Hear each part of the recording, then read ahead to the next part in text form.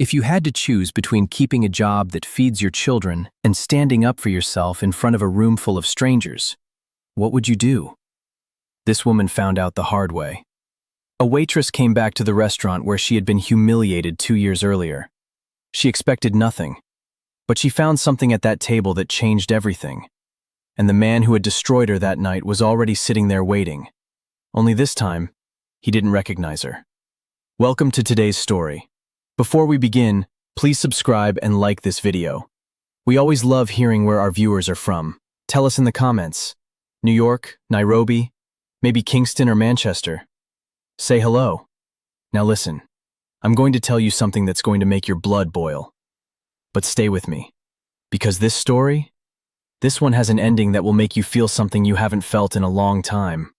So sit down, get comfortable, and let me tell you about a woman named Renee. Renee Amelia Jackson was 36 years old. She was a medium-height woman with smooth, dark brown skin and strong, defined arms that came from years of carrying heavy trays and lifting bus tubs and pushing through swinging kitchen doors while balancing 4 plates on 2 hands. Her hair was thick and black, and she wore it in 2-strand twists that she redid every other Sunday night while sitting on the floor of her bathroom with a jar of shea butter and a rat-tail comb and a television show she wasn't really watching playing in the background. She had full lips and the gap between her 2 front teeth that she used to be embarrassed about when she was younger, but had grown to love as she got older, because it was her mother's gap and her grandmother's gap, and closing it would have been like erasing a piece of her family from her own face. She had dark brown eyes that were warm when she was happy and absolutely fierce when she was angry, though very few people had ever seen the fierce version, because Renee had spent most of her life learning how to keep that fire behind a smile. She wore a thin gold chain around her neck, always, every day, never took it off, not even in the shower, with a small pendant in the shape of a hummingbird. Her mother had given it to her on her 16th birthday and said, "Hummingbirds work harder than any bird alive, and they do it so fast you can't even see their wings moving. That's you, baby." Her mother died the following year, ovarian cancer. Renee never took the necklace off. Renee lived in a 2-bedroom apartment on the 2nd floor of a building in West Midtown Atlanta, in a neighborhood that was halfway between being run down and being renovated, where new coffee shops sat next to old laundromats, and the rents went up every 6 months. Her apartment was small. The kitchen had a stove with 1 burner that didn't work, and a refrigerator that hummed so loud it sounded like it was thinking about something. The living room had a couch she'd bought at a secondhand store, and a coffee table with a ring stain on the left side from a mug she'd set down once when she was too tired to care. The walls were bare except for 3 things: a framed photograph of her mother, a drawing her daughter had made of a purple cat, and a calendar from the free clinic on Howell Mill Road where Renee got her yearly checkups. Her daughter's name was Sasha. She was 8 years old. Sasha was small and fast, with long legs and knobby knees, and a head full of curly hair that Renee spent 45 minutes detangling every wash day, which was an ordeal both of them pretended to hate, but secretly treated as their time together.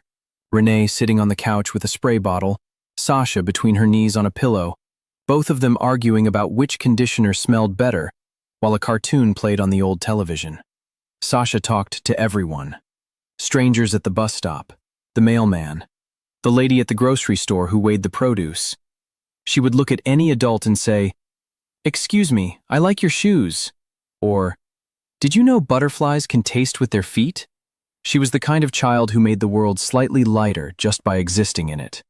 She had her father's eyes, light brown, almost amber, but she had her mother's gap, the same gap. 3 generations of Jackson women, all with the same space between their teeth, like a thumbprint God pressed into the family line to make sure they knew they belonged to each other. Sasha's father was a man named Dion. He was gone. Not dead, just gone. He left when Sasha was 3, moved to Houston, and called maybe once every 2 months. He sent money even less often than that. The last check Renee received was 8 months ago. $60. $60 for his daughter's entire existence. Renee cashed it because she needed it, and she hated herself a little for needing it. And then she stopped thinking about Dion because thinking about Dion was like picking at a scab that would never fully close. Now, can you believe this? Renee had been working in restaurants since she was 17 years old. 17. She dropped out of high school 3 months before graduation because her mother had just died, and there was no money and no insurance and no one to sign the permission slips or pack the lunches or keep the lights on. Her mother's sister, Aunt Pauline, took Renee in for a few months. But Aunt Pauline had 4 children of her own and a husband who drank too much and a house that was already too small for the people in it. So Renee got a job. She started as a busser at a barbecue joint on Memorial Drive called Smoke and Soul. The owner was a big man named Big Kenny, who wore a stained apron and a Braves cap and cooked pork shoulders for 14 hours at a time in a smoker he had built from an old oil drum.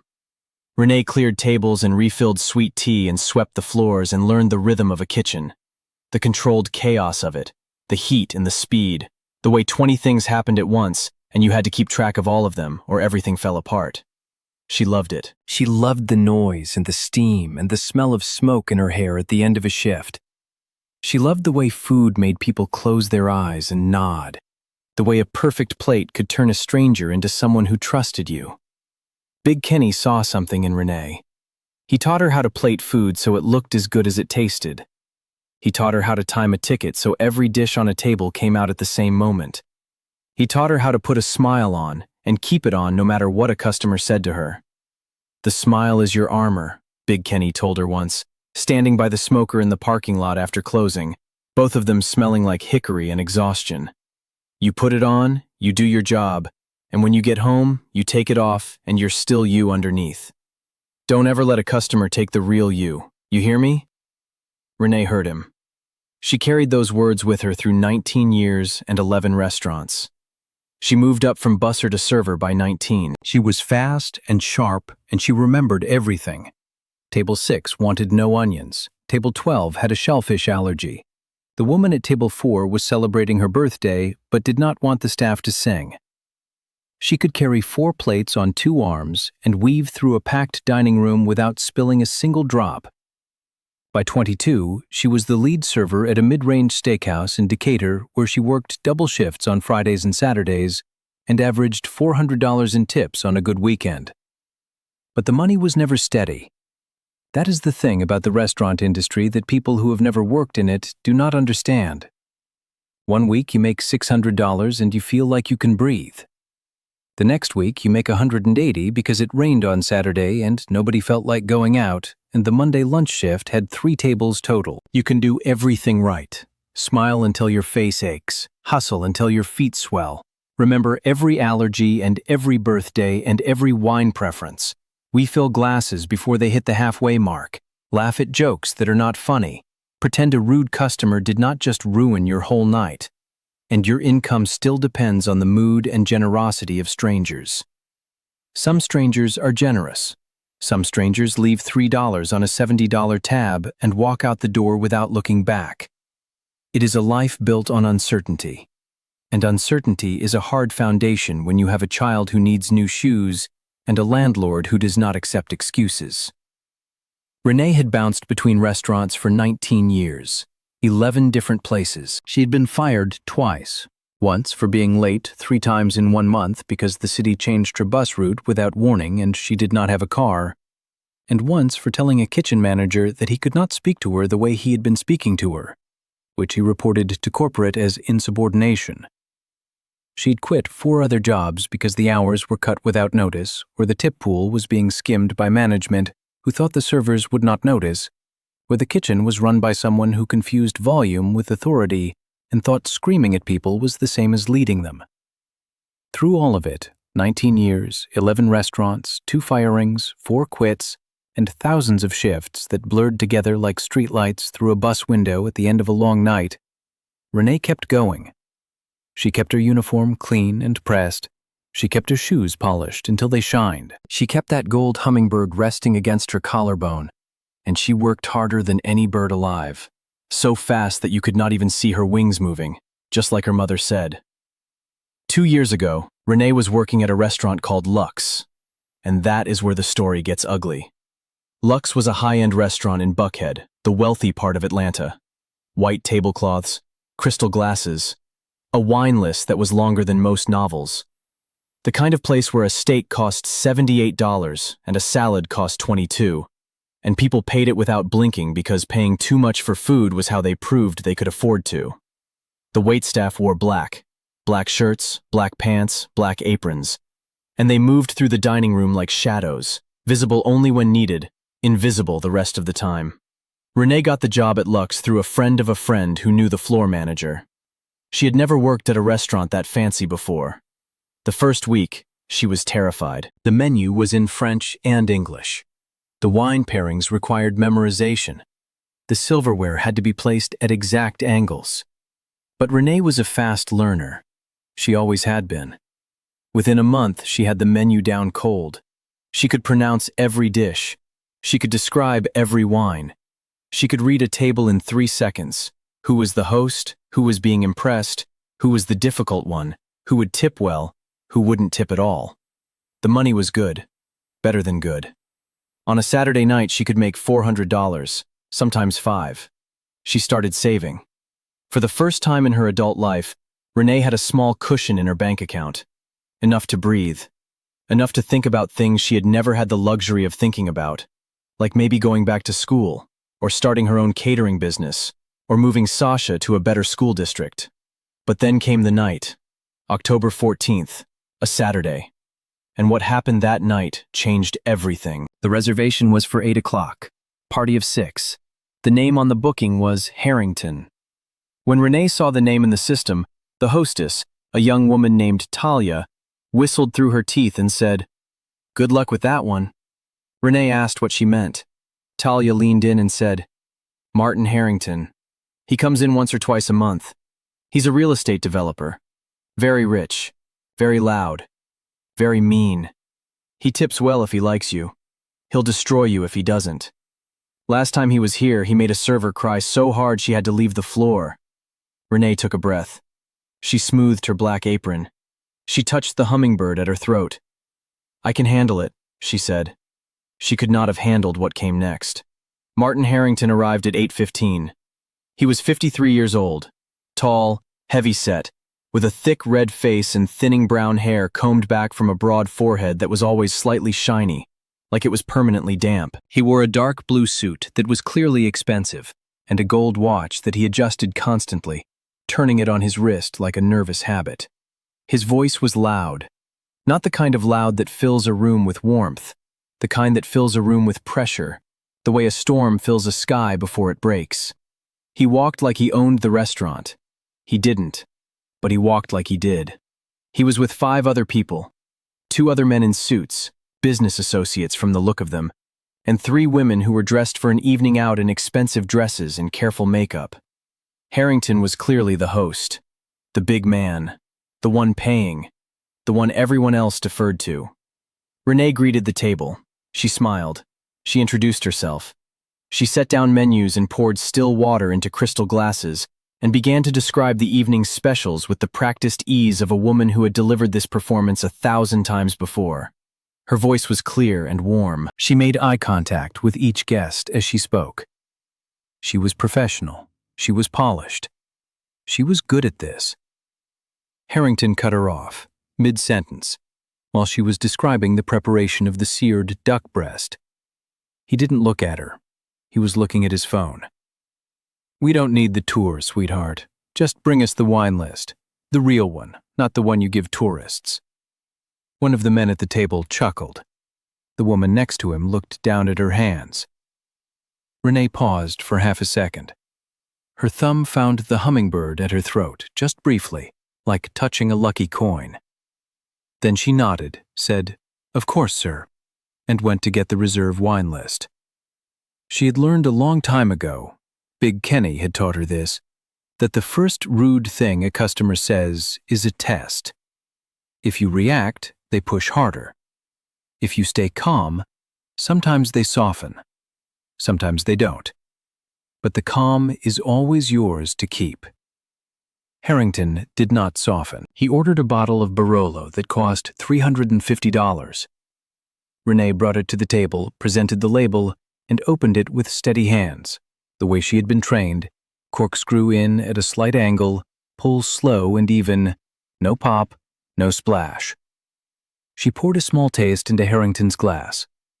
He picked it up, swirled it with an exaggerated motion, brought it to his nose, sipped, swished it around his mouth, and made a face like he had tasted something rotten. "This is off," he said. "Bring another." It was not off. Renee knew wine. She had spent weeks memorizing the entire Lux wine list, studying regions and grapes and vintages on her own time, because she wanted to be excellent at this job, not just adequate. That Barolo was perfect.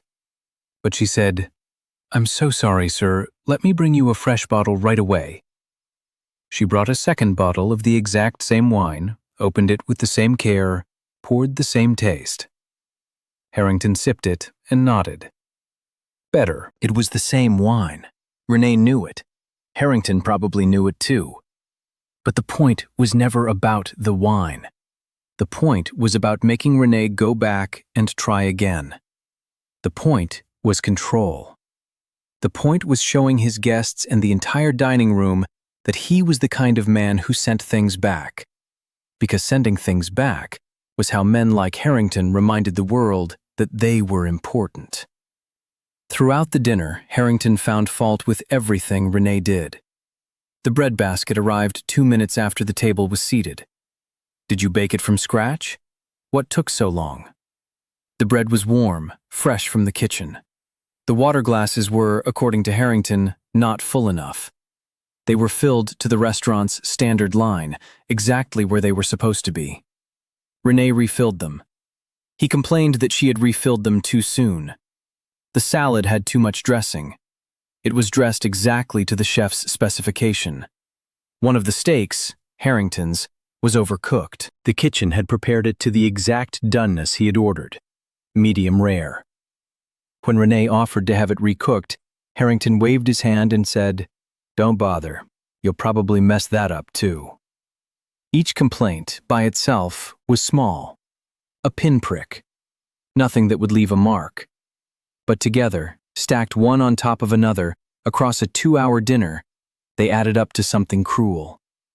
Death by 1,000 small, deliberate cuts delivered with a smile and a gold watch, and a voice loud enough to make sure everyone in the dining room knew that Martin Harrington was unhappy, and that the waitress was the reason. Stay with us, because what happens next will shock you. Near the end of the meal, as Renee was clearing plates, she reached across the table to pick up Harrington's bread plate. As she did, her sleeve brushed the edge of his water glass. The glass wobbled.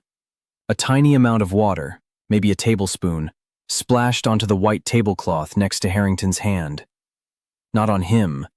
Next to him. On the cloth. Harrington stopped talking. The table went silent. He looked at the small wet spot on the tablecloth. He looked at Renee. And then he spoke in a voice loud enough for the entire dining room to hear. "Are you serious right now?" Renee's heart dropped into her stomach. "I'm so sorry, sir. No, I asked you a question. Are you serious? I'm paying $1,200 for dinner and the waitress can't even clear a plate without spilling on me?" "Sir, it didn't touch you. I apologize. I'll replace the... It didn't touch me? Is that supposed to make it okay?" He turned to his table. "Can you believe this? This is what passes for service now. A clumsy waitress who can barely carry a plate." The people at his table laughed. Not all of them. The 2 men laughed. One of the women looked away. But they laughed. And the sound of that laughter, the sound of grown people laughing at a woman who was working her body to the bone for tips, that sound sank into Renee like a nail. Harrington wasn't done. He raised his voice even louder, making sure the tables around him could hear. "Maybe you should go back to whatever Waffle House you came from and leave the fine dining to people who know what they're doing." Can you believe that? Can you believe a grown man said that to a woman who was standing there in her black apron, holding his dirty plate, trying to do her job? That man had no right. The dining room was quiet. 40 people in that restaurant and not one of them said a word. Not the other diners, not the hostess, not the manager, a man named Stephen, who was standing by the bar and heard every word and did nothing. Absolutely nothing. Renee stood there. Her hands were shaking. Her eyes were burning. But she did not cry. She looked at Martin Harrington and she said, in a voice that was small but steady, "I apologize for the spill, sir. It won't happen again." Then she turned and walked to the kitchen. She set the plate on the dish line. She walked past the prep cooks and the dishwashers and the line cooks who had heard everything through the pass-through window. She walked to the back of the kitchen, behind the walk-in cooler where no one could see her. And there, standing on a rubber mat next to a mop bucket, she pressed her hands against the wall and she cried. She cried for 5 minutes. Then she washed her face at the utility sink, dried her eyes with a paper towel, smoothed her apron, and went back to the floor. She finished serving Harrington's table. She brought the check. She thanked them for coming. She cleared the table after they left. The tip was 0. On a $1,200 bill, 0. The next morning, Renee was called into Stephen's office. Stephen was the general manager of Lux, a thin man in his early 40s with a goatee he kept meticulously trimmed and a habit of crossing his arms when he was about to deliver bad news, which Renee realized later was something he did a lot. His office smelled like leather cleaner and ambition. There was a framed photograph on his desk of him shaking hands with a celebrity chef at a food festival. He did not offer Renee a seat. He told her that Mr. Harrington had called the restaurant at 9 o'clock that morning. He said his dining experience had been, quote, embarrassing and unacceptable. He said the service was amateurish and that the waitress had nearly ruined a $1,200 evening. Stephen said Renee had embarrassed the restaurant and damaged its relationship with one of its highest value clients. Renee stood there in her black uniform, her hands at her sides, her hummingbird necklace warm against her skin. She said, "Stephen, I spilled a tablespoon of water on a tablecloth. Not on him. On the cloth. I apologized immediately. In response, he called me clumsy in front of the entire dining room. He told me to go back to Waffle House. He mocked me in front of his guests and every person within earshot. I didn't embarrass anyone. He did." Stephen uncrossed his arms just to cross them again. "Martin Harrington spends between $8,000 and $12,000 a year at this restaurant. He refers business clients to us. He books private events. If he's unhappy, we have a serious problem." Renee felt the anger rising in her chest, hot and clear and sharp as glass. "And what about me, Stephen? I'm the person he humiliated. I'm the person who stood there shaking while he performed cruelty for applause. I've worked here for a year. I've never missed a shift. I've never had a guest complaint. I've never been late once. Does any of that count for anything? Does it matter at all? Or does it only matter if I have a gold watch and a $1,200 tab?" Stephen was quiet for a moment. He looked at the photograph on his desk. He looked at the wall. He looked everywhere except at Renee. Then he said, "I think it's best if we go in a different direction, Renee. I'm sorry." He fired her, right there, for a tablespoon of water and the crime of being spoken to like a human being by a man who saw her as furniture.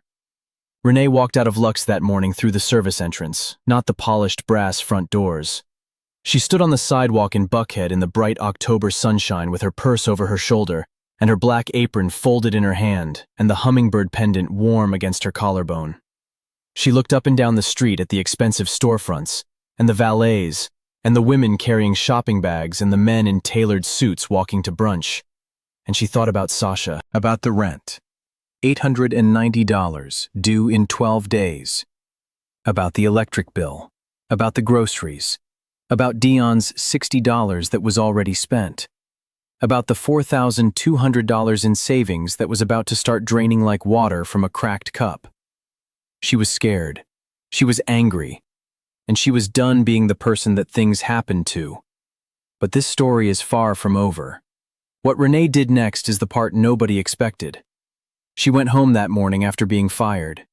She sat on the couch in her small apartment while Sasha was at school, and she stared at the wall, at the photograph of her mother, at the drawing of the purple cat, at the calendar from the free clinic. She thought about the rent, $890 due in 12 days. She thought about the electric bill. She thought about the groceries. She thought about the $45 she had in her wallet and the $4,200 in her savings account. the most money she had ever managed to put aside in her entire adult life. Every dollar of it earned at Lux, in that dining room, from people who left tips on white tablecloths. She could get another serving job. She knew that. She could update her resume, 19 years of experience, lead server at multiple establishments, and walk into any mid-range restaurant in Atlanta and be working within a week. She had done it before. She had done it many times. But something inside Renee had shifted. Something had cracked open the night Martin Harrington pointed his finger at her and called her clumsy in front of 40 people who said nothing. Something had broken further the morning Stephen crossed his arms and chose a customer's money over a worker's dignity. And the thing that had broken was not Renee's spirit. It was the lid she had been keeping on her ambition for 19 years. Renee did not look for another waitressing job. Instead, she sat at her kitchen table that night after putting Sasha to bed, and she opened her laptop, a refurbished model she had bought for $200 at a pawn shop 3 years ago, and she typed 4 words into the search bar. Culinary Certificate Programs, Atlanta. She found one at Atlanta Technical College, a 12-month program covering culinary fundamentals, restaurant management, menu design, food cost analysis, health and safety regulations, and small business development. Classes were 3 nights a week, Tuesday, Wednesday, and Thursday, from 6 to 9:30, plus Saturday mornings from 8 to noon. The tuition was $6,800. Renee had $4,200. She applied for a need-based educational grant through the college. She wrote the essay at her kitchen table at 1 in the morning. The prompt asked her to describe her goals. She wrote, "I have spent 19 years serving other people's food. I want to learn how to create my own. Not because I want to be famous, because I want to build something that belongs to me and my daughter. Something that no one can fire me from." She got the grant. It covered all but $1,200. She paid the rest out of her savings. She arranged childcare for class nights. Her neighbor, Mrs. Dolores, a 67-year-old retired school teacher who lived in the apartment next door, wore reading glasses on a beaded chain and treated Sasha like her own granddaughter, agreed to watch Sasha 3 nights a week and Saturday mornings. Renee offered to pay her. Mrs. Dolores said, "Child, you can pay me back by making something of yourself. That's all the payment I need." Renee hugged her so tight, Mrs. Dolores said, "All right now, don't break me." And so it began. The hardest year of Renee's life, and she had already lived through some hard ones. During the day, she worked at a breakfast spot in East Atlanta called Rita's Griddle. Nothing fancy. Waffles and eggs and hash browns and coffee that was either too strong or too weak depending on who made it. The tips were small, $4 here, $6 there, once in a while a 10 from someone feeling generous. The hours were early, 5:30 to 1:30, and by the time she picked Sasha up from school at 3:15 and got her home and fed and settled with Mrs. Dolores, Renee had about 40 minutes to shower, change, and catch the bus to class. She sat in the front row. She took notes in a spiral notebook that she bought at the dollar store, filling page after page with handwriting that got messier as the nights got longer. She learned knife skills and sauce foundations and the difference between braising and stewing. She learned how to calculate food costs down to the penny. She learned how to design a menu that told a story. She learned food safety regulations and how to write a business plan and how to read a profit and loss statement. And she cooked. Every class, she cooked. She stood at a steel station under fluorescent lights with an apron tied around her waist, and she cooked and tasted and adjusted and tried again. Her instructor, a retired chef named Walter Lewis, a tall man with gray temples and burn scars on both forearms who had cooked in restaurants across the Southeast for 30 years, watched her work and nodded. "You've got hands," he told her once. "Good hands. Hands that understand heat." Coming from Walter, that was the highest compliment a person could receive. She came home at 10:30 every class night. Sasha was always asleep.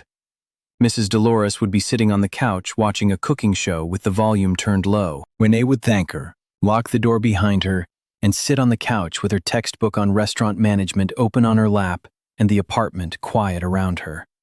She studied until her eyes blurred and the words swam. Some nights she fell asleep with the book on her chest and woke up at 4:30 with a stiff neck and the alarm going off and the whole thing starting again. But Renee did not quit.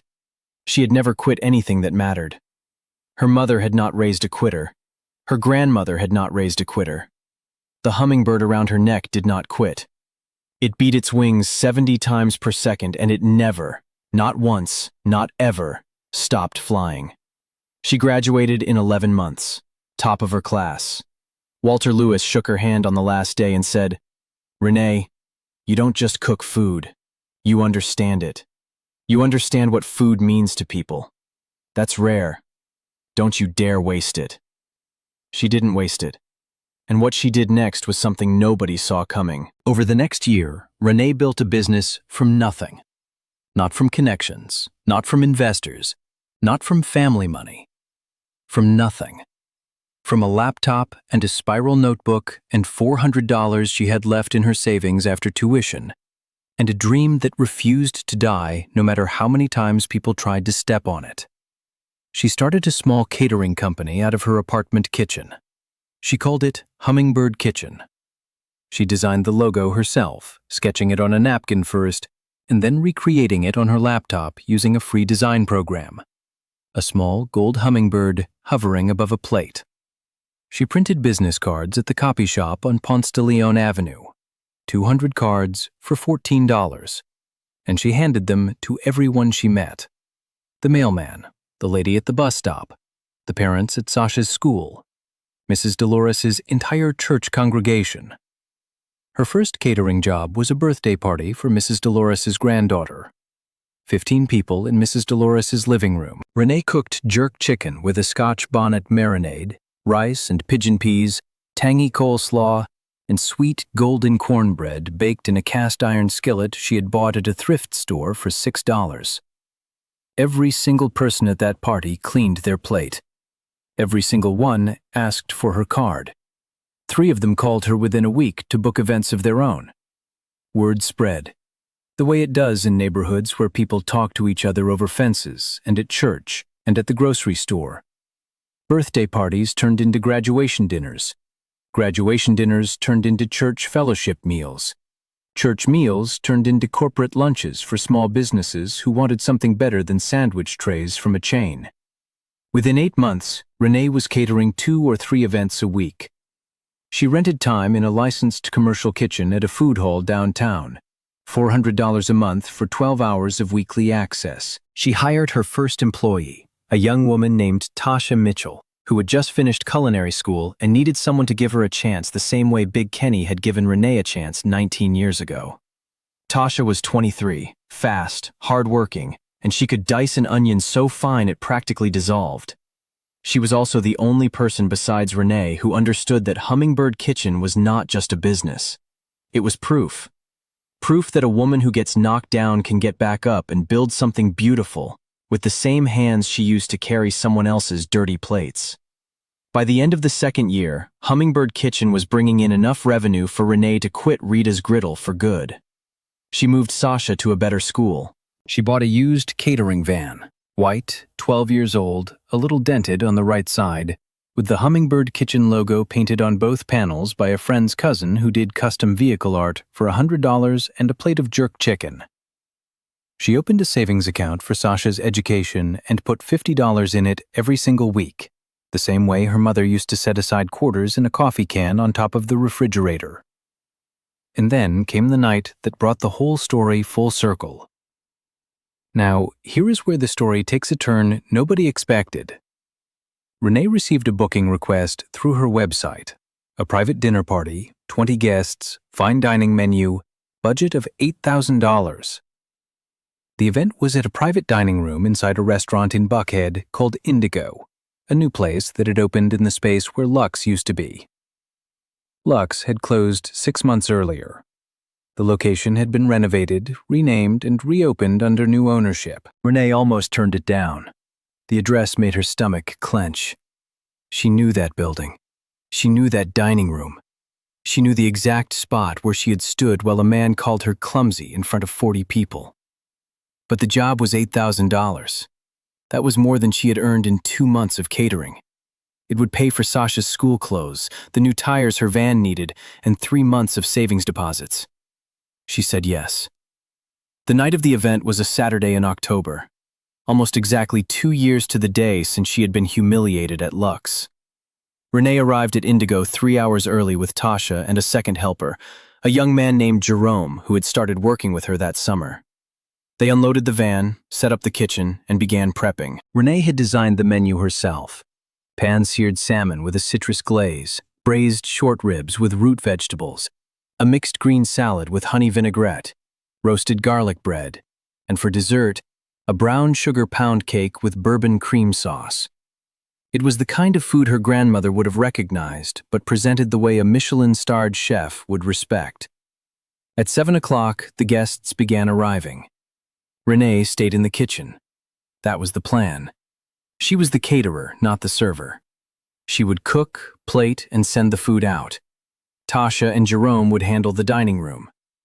But then Tasha came back to the kitchen with a look on her face that Renee didn't like. "What?" Renee said. "The host of the party. He's asking to speak to the chef. He wants to compliment the appetizers." Renee wiped her hands on her apron. "Tell him I appreciate it, but I'm busy." Tasha hesitated. "Renee, he's insisting, and—" She paused.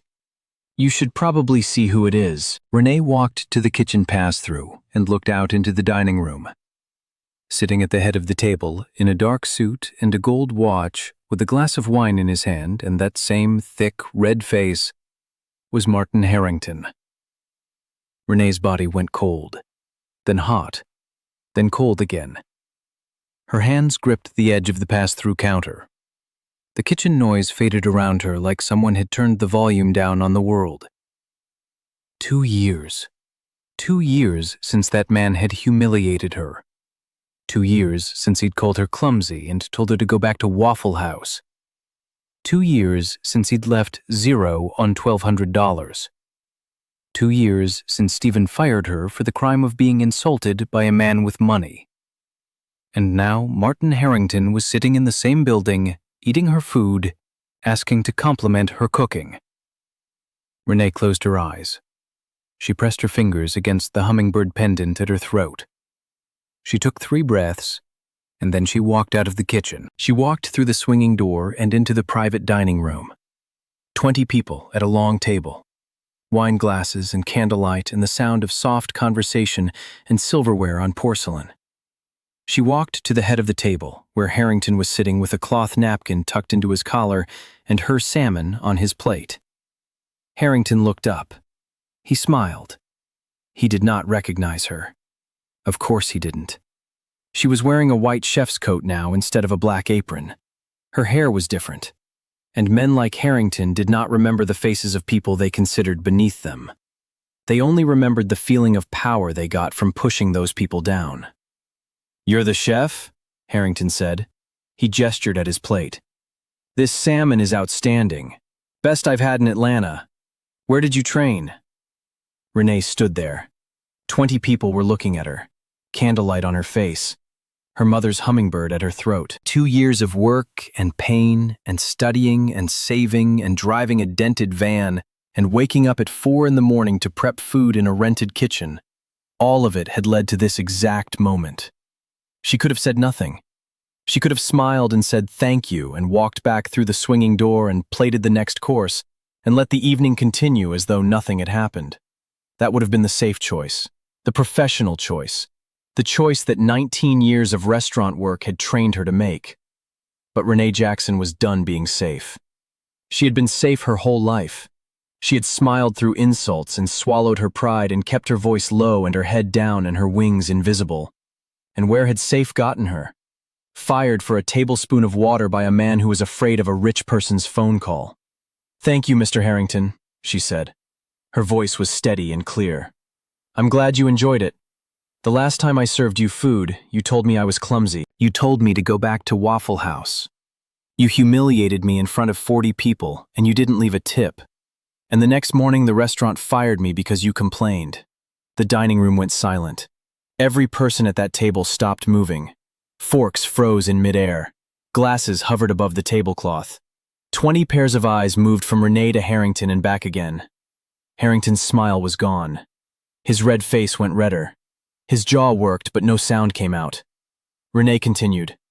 She did not raise her voice. She did not need to. My name is Renee Jackson.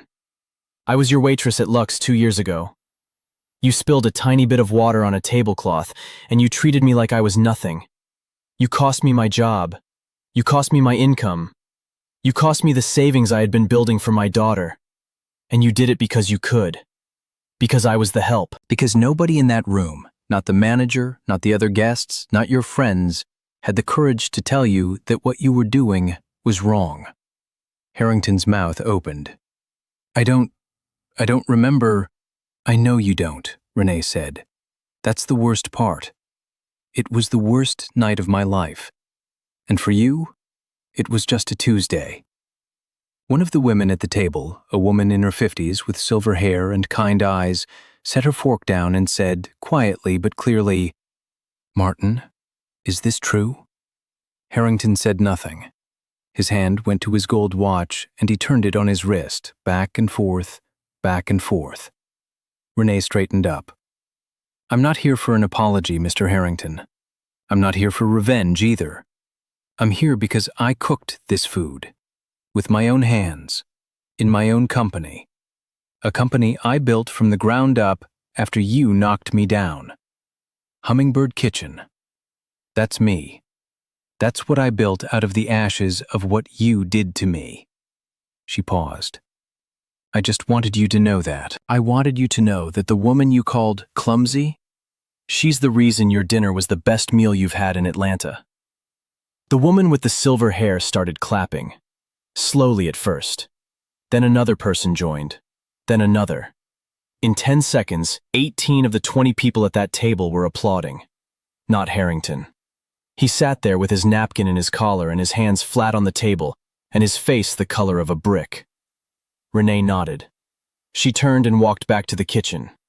She pushed through the swinging door and she stood at her station and she pressed both palms flat on the cold stainless steel counter, and she breathed. She breathed in and out, and the tears came then. Not the kind from 2 years ago, the broken kind, the kind you cry behind a walk-in cooler next to a mop bucket.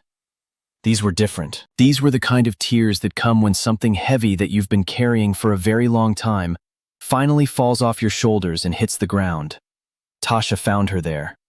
She put her arm around Renee's shoulder and said, "You okay, boss?" Renee wiped her eyes and laughed. Yeah, I'm okay. Jerome stuck his head through the kitchen door. Renee, that woman with the silver hair wants to talk to you. She says she wants to book Hummingbird Kitchen for a gala next month. 300 people. Renee looked at Tasha. Tasha looked at Renee. They both started laughing. But what Renee didn't know yet was that the silver-haired woman was named Patricia Langford.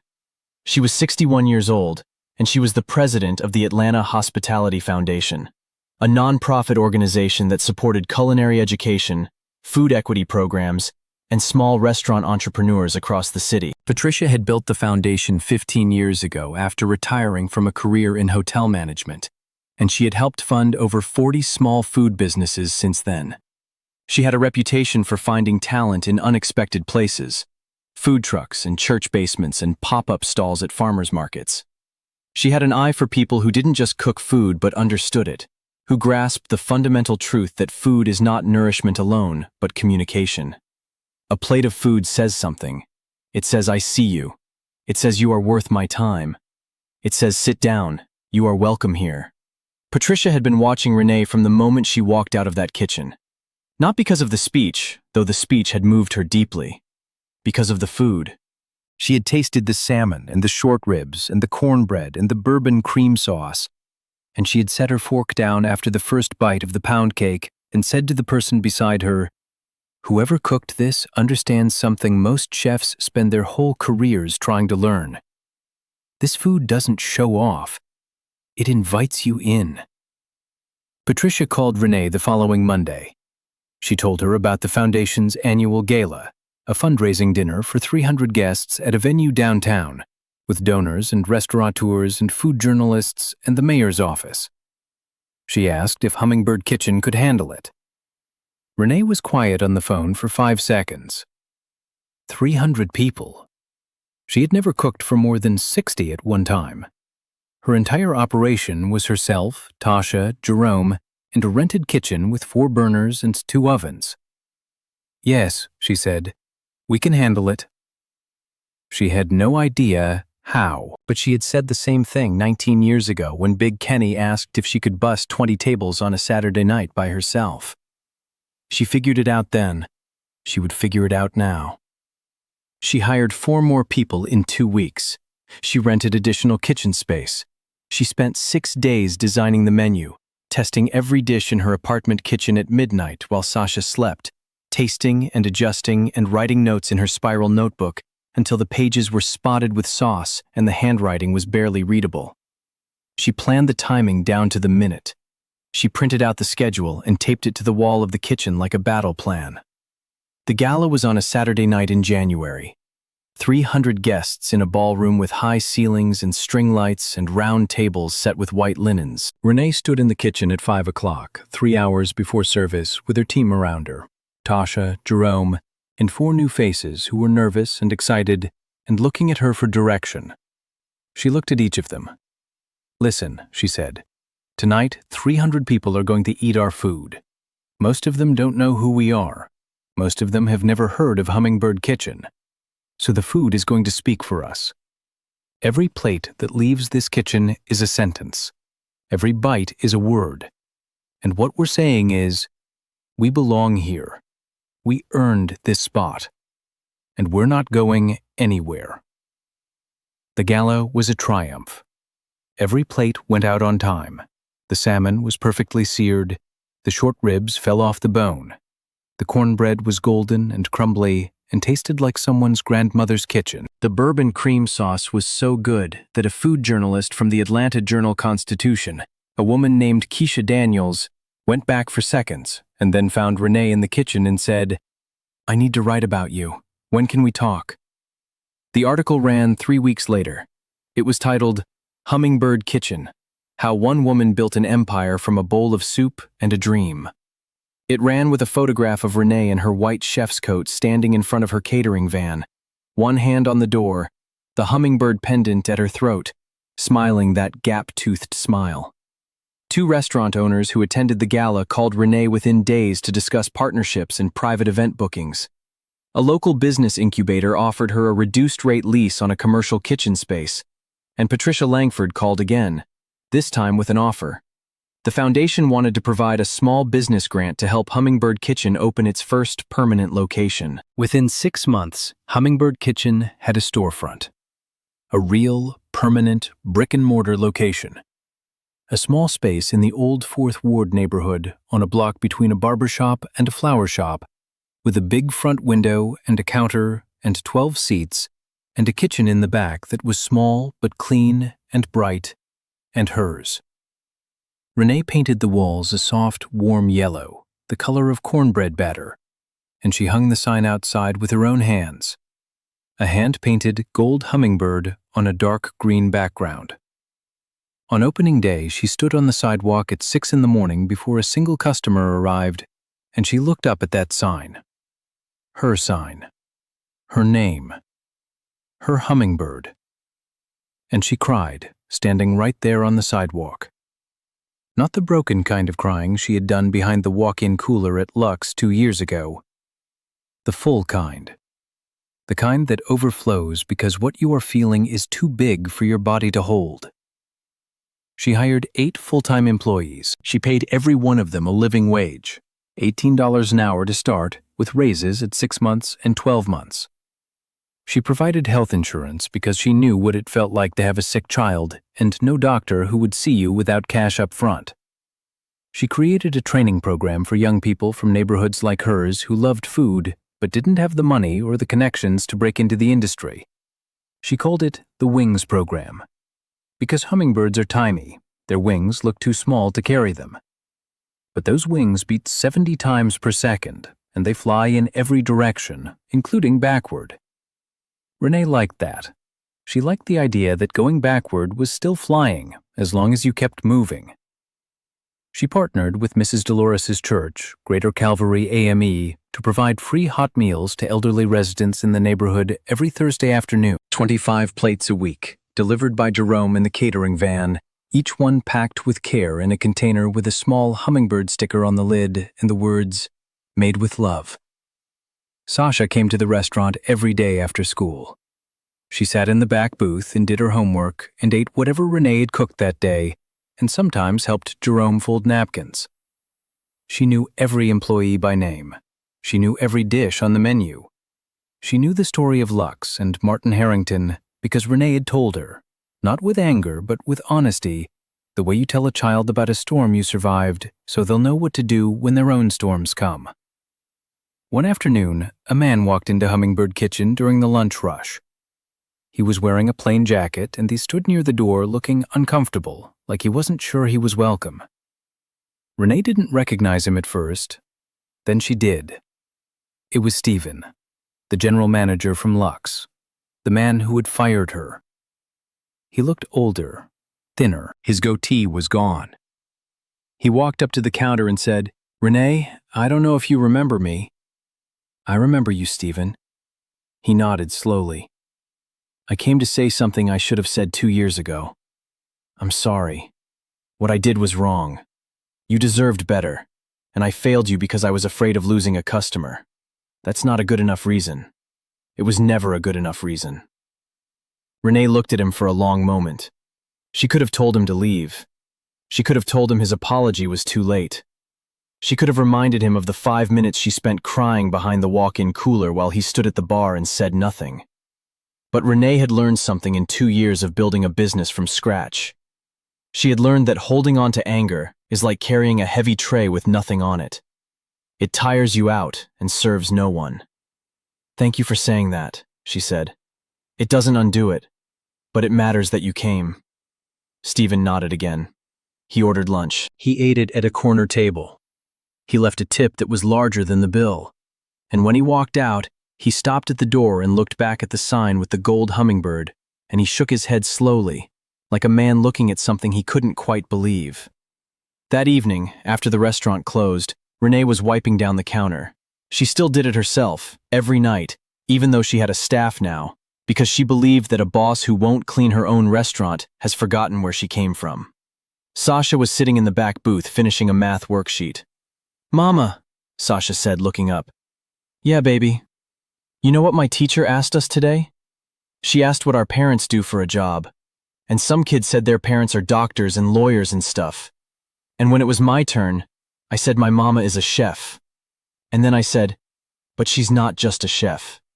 She's someone who got knocked down and got back up and built something that feeds people." And my teacher said that's the best answer she heard all day. Renee set down the cloth. She walked to the back booth and she sat down across from her daughter. Sasha's curly hair was messy from a long day. Her homework was half done. She had a smudge of pencil graphite on her cheek. "You said that?" Renee asked softly. Sasha nodded. "Was that okay?" Renee reached across the table and held Sasha's small hands in hers.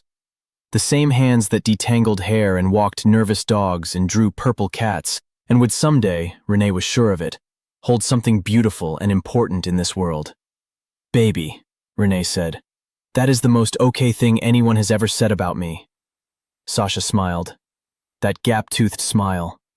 3 generations of Jackson women, all with the same space between their teeth.